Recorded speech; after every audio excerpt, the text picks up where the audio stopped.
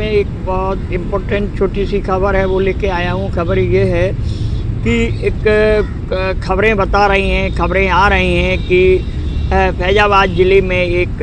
विधानसभा है गोसाईगंज विधानसभा से कुछ खबरें आ रही हैं। खबरें इस तरीके की हैं कि वहाँ एक पिछड़े वर्ग के मतलब कार्यकर्ता को समाजवादी पार्टी ने वहाँ जो मतलब वहाँ प्रभारी बनाया, विधानसभा का प्रभारी बनाने ये भी संकेत दिया है कि हम पीडीए का असली चेहरा लड़ाने की ज़मीन पे कोशिश कर रहे हैं। इस तरीके की खबर आई, लेकिन उसके विपरीत ये भी खबर आ रही है कि जो बाहुबली वहाँ के कहे जाने वाले लोग हैं, उन्होंने समाजवादी पार्टी के अंदर ही कुछ ऐसे विभीषण पैदा कर दिए हैं जो कि उन्हें और समाजवादी पार्टी को डेंट करने की कोशिश कर रहे हैं। इस तरीके की जो चीज़ें हैं कई जगह से निकल के आ रही हैं, और जब इस तरीके की चीज़ें कई जगह से निकल के आ रही हैं तो इनका एक बहुत बड़ा रीज़न होता है, क्योंकि विपक्ष जो है वो किसी भी कीमत पर सत्ता पाने के लिए, जीतने के लिए दांव चलता है। वो दांव चलना भी चाहिए, क्योंकि वो भी राजनीति कर रहे हैं। लेकिन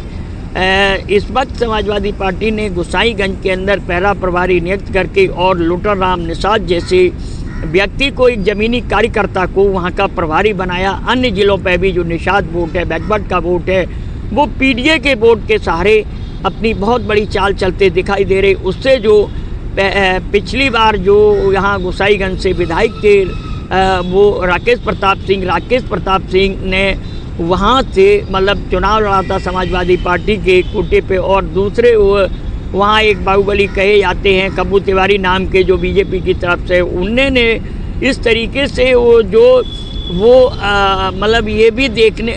भी खबरों में आ रहा है, ये भी खबरें आ रही हैं, उन्होंने समाजवादी पार्टी के अंदर अपने लोगों को प्लांट कर रखा है। प्लांट करने के बाद में वो उनका काम करेंगे। आजकल ये दिखाई दे रहा है कि अगर टिकट नहीं है तो पैसा का है बहुत बड़ा काम करता है। लेकिन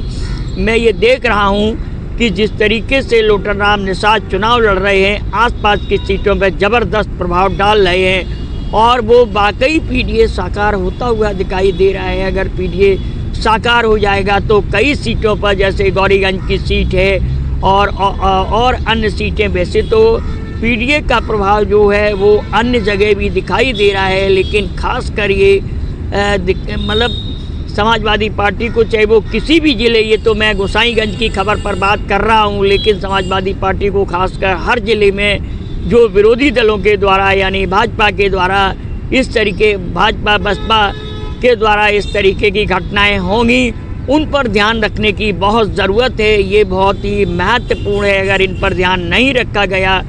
तो अंदरूनी मतलब एक बहुत बड़ा डेंट